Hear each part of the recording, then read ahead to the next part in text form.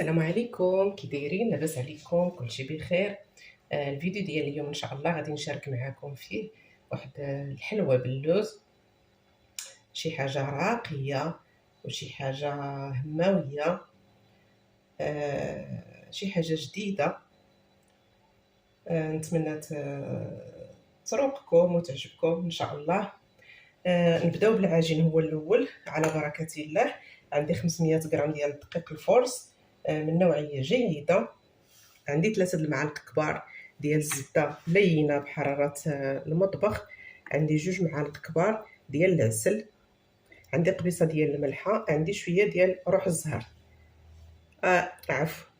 روح اللوز. عندي هنا 3 المعالق ديال الزبده.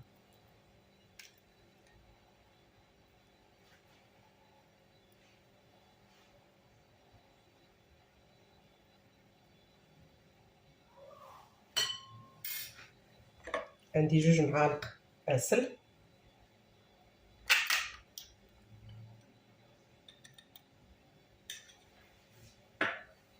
عندي قبيصه ديال الملحه باش ما تجيناش الحلوه باسله. عندي قطرات ديال روح اللوز باش حتى العجينه تنص منا مزيان. نضيف غير شويه صافي.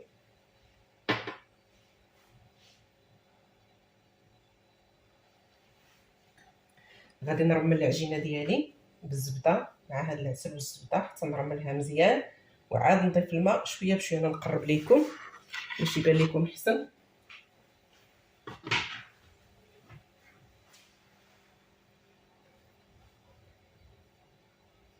نرملها مزيان.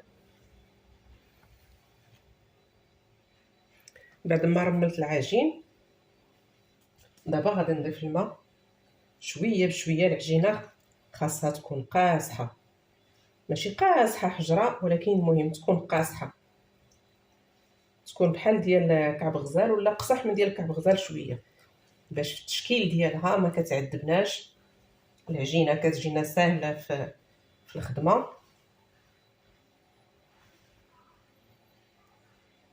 واخا غادي نقصحوا العجينه ما نخافوش زعما تجينا في الماكله ديالها يابسه ولا شي حاجه، لا، حيت حنا دايرين فيها شويه الزبده بزايد ومع ديك العسل كيعطي الطراوه عند العجين.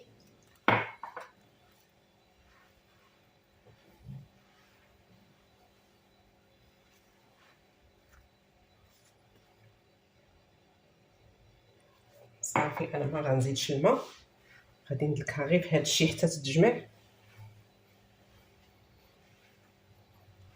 انا غادي نستمر حتى تجمع لي العجينه ديالي كامله، ما غنزيدش الماء. وغادي نديرها في بلاستيك غذائي ونخليها ترتاح وندوزو باش نشكلوا العقده ديالنا. بالنسبه لعند العقده ديالنا، عندي هنايا 600 غرام ديال اللوز طحنته ب 150 غرام ديال سنيده فقط. انايا الحلويات ديال اللوز كلهم كنقص منهم كميه السكر الا كعب غزال، هو اللي وشي مرات حتى هو ما كنديرش، يعني القاعده اللي كنديرو كنقص شويه. ولكن باش نقصوا منه السكر بزاف ما يمكنش. اما باقي الحلويات كنقص الكميه تاع السكر.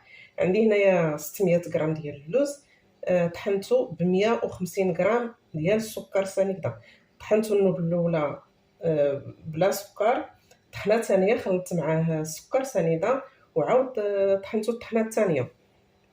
المكونات اللي عندي في هذه العقده غادي ندير واحد القطيرات فوق راس هذه المعلقه الصغيره الا كيبان لكم ديال روح اللوز، غير باش نزيدو نعززو المذاق ديال اللوز.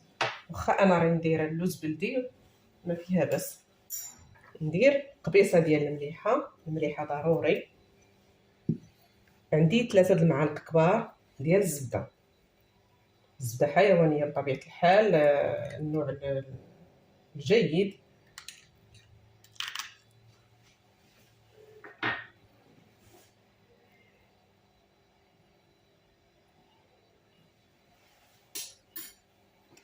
ما غندير لا عسل لا غليكوز لا بيض لا حتى شي حاجه.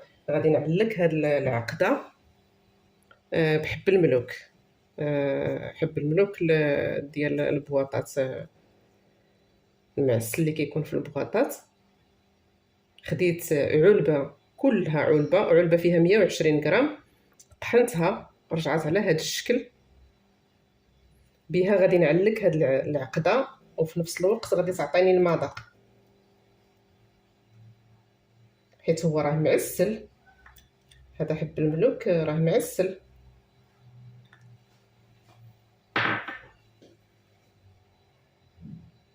انا نوريكم غير البواطه باش تعرفوا على اش كنهضر.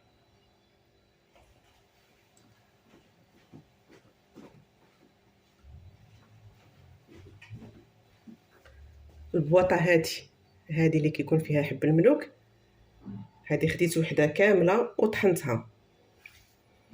هاد العلبه هذه كتوزن 120 غرام. انا دابا غادي نعجن هاد العقده ديالي وندلكها مزيان حتى ينسجم لي هاد الشيء كله مزيان.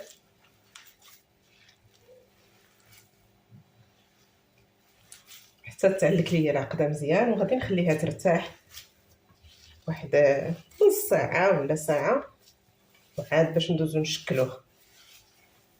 صافي ما غادي نضيف ليها حتى شي حاجه من غير هاد المكونات اللي درت فيها. بعد ما ارتاحت لنا العجينه وارتاحت لنا العقده، انا خديت نصف الكميه ديال العقده.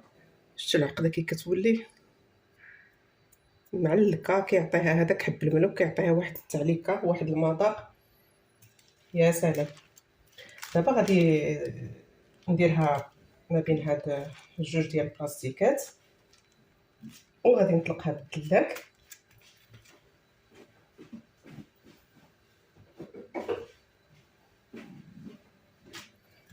غنطلقها بالدلاك حتى نوصل لعند السمك اللي انا باغياه.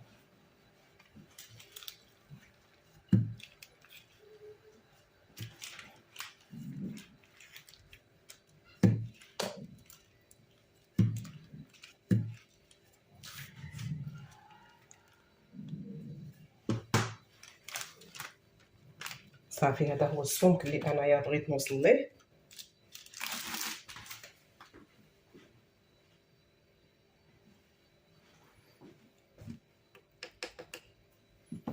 غادي ناخذ هاد القطعه هذه ديال الميني طارطوليت. هذه راها غير كتبان لكم كبيره، راها صغيره الصراحه، غير نسيت ما عبرتها لكمش باش نعطيكم العبار ديالها، ولكن راه ما غتعداش، تكون فيها شي 3 سنتيم ولا 4 سنتيم. غادي نقطع فيها العقده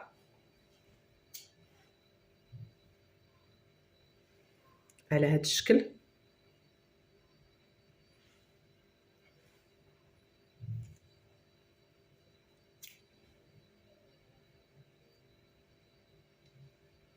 انا غادي نستمر على هذا الشكل هذا حتى نقطع العقده اللي عندي كامله، وعاد ندوزو باش نشكلوها مع العجين. بعد ما ارتاحت ليا العجينه، انا طلقت هذا الشريط هذا. دابا غادي نقطع من هنا من التحت، غادي نقطع بهذه ديال البيتزا.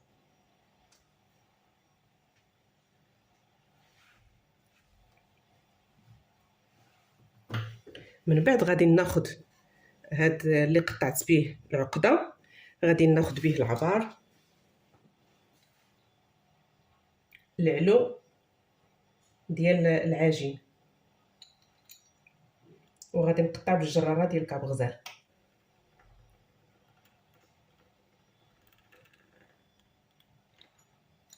كيف ما كتشوفوا غادي نحط هذا على جنب،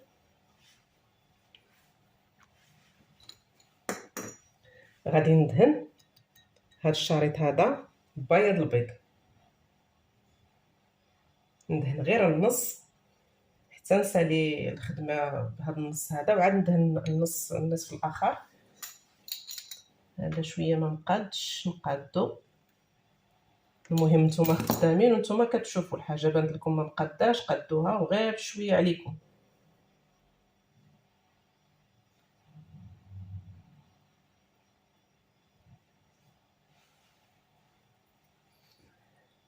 غادي ناخد العقده على هذا الشكل هذا، غادي نحطها هكا في الجدر ديال العجينه هنا،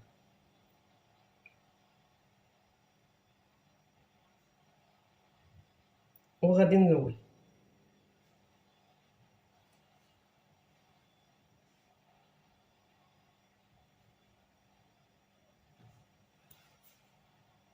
غير نوصل عند الملاقيه ديال العجين غادي نقطع على هذا الشكل هذا.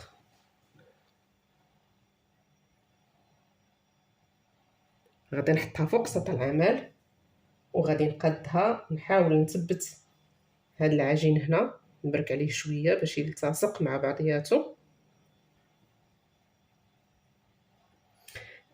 فاش قطعت العقده قطعت بهادي، يعني بقى عندي شويه ديال الفراغ هنا فوق العقده. دابا قطعت العجينه على قد القطاعه باش يبقى لي هاد الخوا هنايا. انا عندي الغرض بهاد الفراغ يبقى هنا، حيت فاش طيب الحلوه هاد الفراغ غادي نعمرو.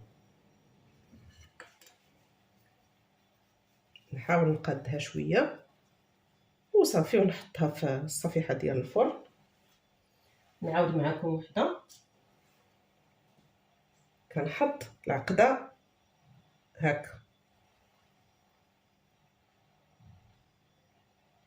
ديما بياض البيض، لان بياض البيض هو اللي كيكون لينا كيلصق لينا العجين.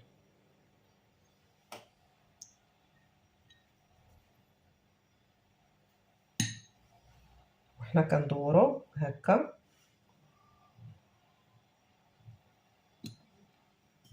كنوصلوا لعند الملاقيه هنا، كنقطع بالقطاعه هذه.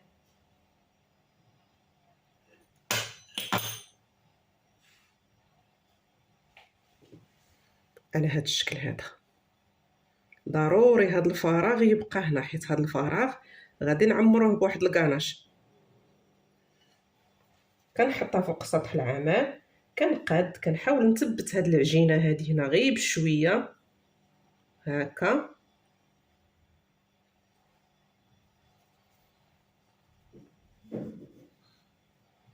صافي. من هنا ما كيكونش عندنا العجين، من هنايا هنا ما كيكونش العجين، غير في الجنب هنايا. صافي كنقادها على هذا الشكل. انا غادي نكمل الكميه ديال الحلوه اللي عندي، ونخليها غادي تبات ليله كامله كتنشف، وغير نبغي نطيبها غادي نتكها من هنا. المهم خليكم معايا وتبعوا معايا جميع المراحل.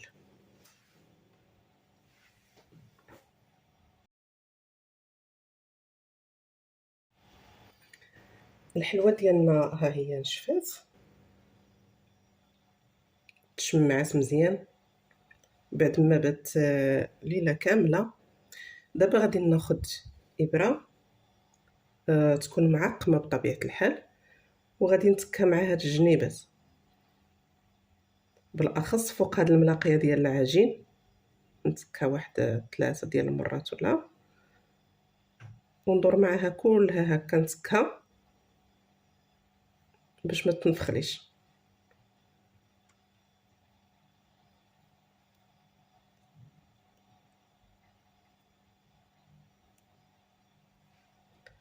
صافي. انا غادي نكمل الحلوه ديالي كامله وغادي ندخلها طيب على عافيه مهيله، ونعاودو نتلاقاو في التزيين ديال الحلوه. بعد ما طابت الحلوه ديالنا، هانتوما كتشوفوا على هذا الشكل هذا.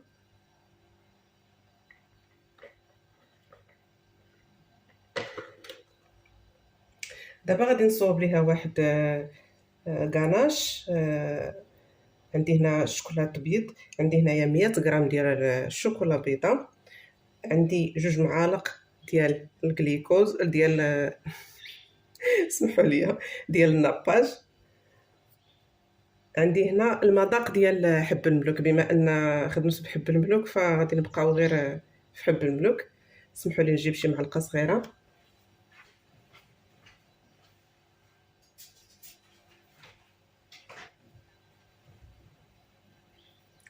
غادي نزيد هاد 2 معالق نتاع الناباج. نوضح لكم الصوره شويه. غادي ندير هاد 2 معالق نتاع الناباج فوق الشوكولاط وهو سخون، فوق الشوكولا سخونه. وغادي نزيد شويه ديال المذاق ديال حب الملوك، غير شويه، ما نكثروش. المهم نديرو غير شويه بشويه، وحنا كنحركو وحنا كنشوفو يعني الشكل اللي حنايا بغينا نوصلو ليه. انا بغيت غير نكه الشكلاط بهذاك المذاق ديال حب الملوك، وفي نفس الوقت يغير ليا شويه اللون. واخا تشوفوا الشكلاط في الاول كيتكور بحال هكا شويه، كيبان لكم بحال اللي خسر، راه ما خاسرش. غادي نستمروا في التحراك، نبقاو كنحركو مزيان حتى كيولي كيتطلق. انا مازال نزيد شويه.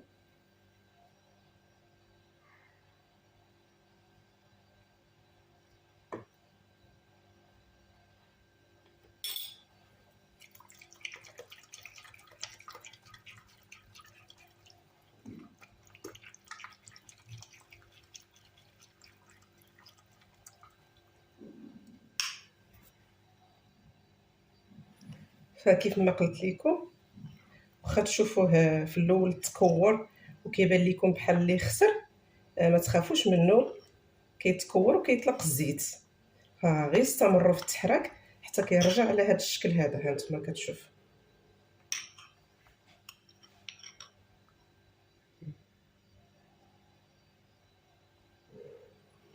دابا خصنا نعمرو به الحلوه. ما حدو مازال دافي.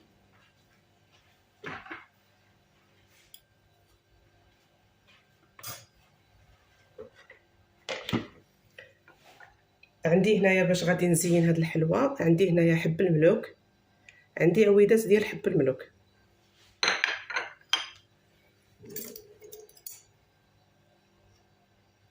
غادي ناخذ الكاناش، غادي نفرغو فوق الحلوه.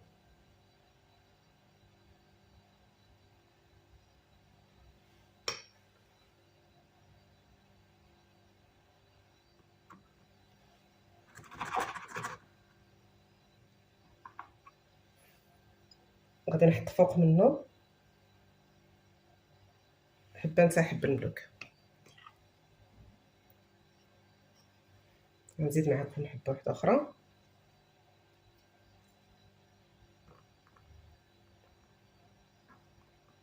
نحاولوا نغطيو الوجه ديال الحلوه كله بهذا الكاناش. غادي نحط فوق منه حب الملوك بحال هكا. نتوما باش تجنبوا الكاناش ما يبس ليكمش، خليو حداكم هذا الماء اللي سخنتو فوق منه الشكلاط.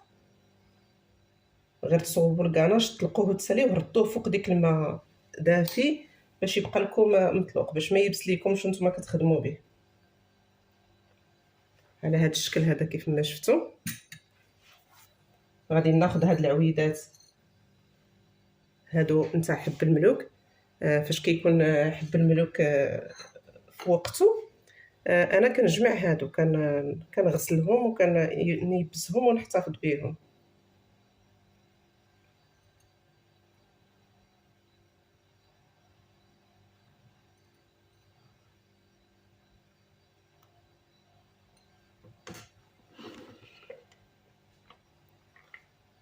ها هي كيف ما كتبان لكم.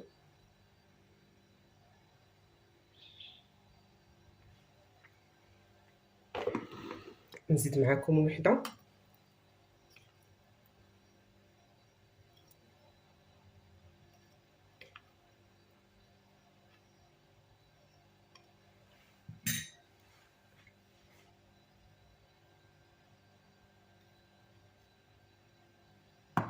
نحاولوا نوسعوا سمحوا لي، نوزعوا الكناش فوق الوجه ديال الحلوه.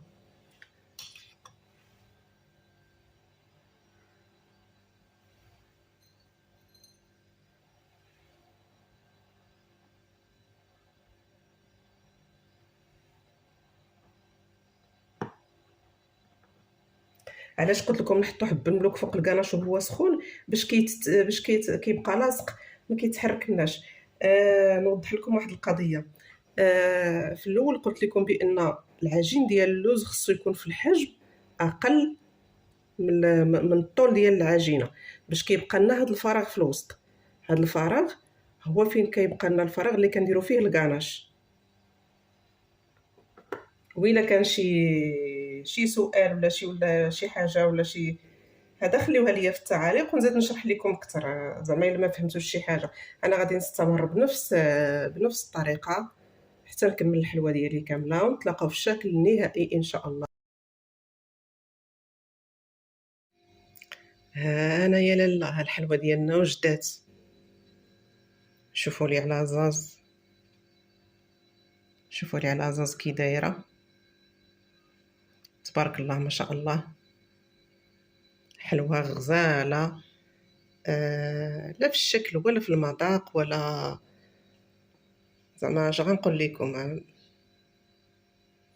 واخا نعيا ما نشكر لكم فيها حتى تجربوها وغادي تعرفوا علاش كنشكرها لكم. شي حاجه روعه روعه.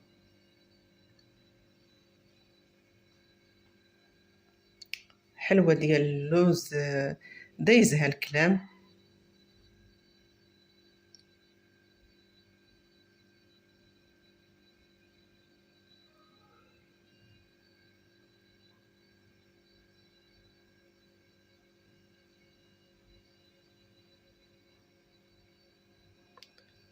تبارك الله ما شاء الله.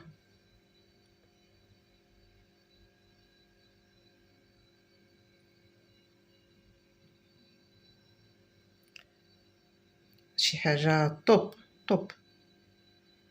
صدقوني المذاق ديالها رائع. انا راه ماشي اول مره كنصوبها،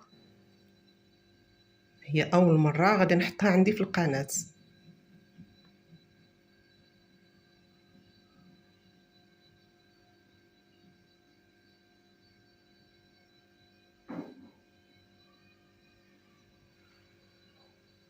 نتمنى الفيديو ديال اليوم يعجبكم.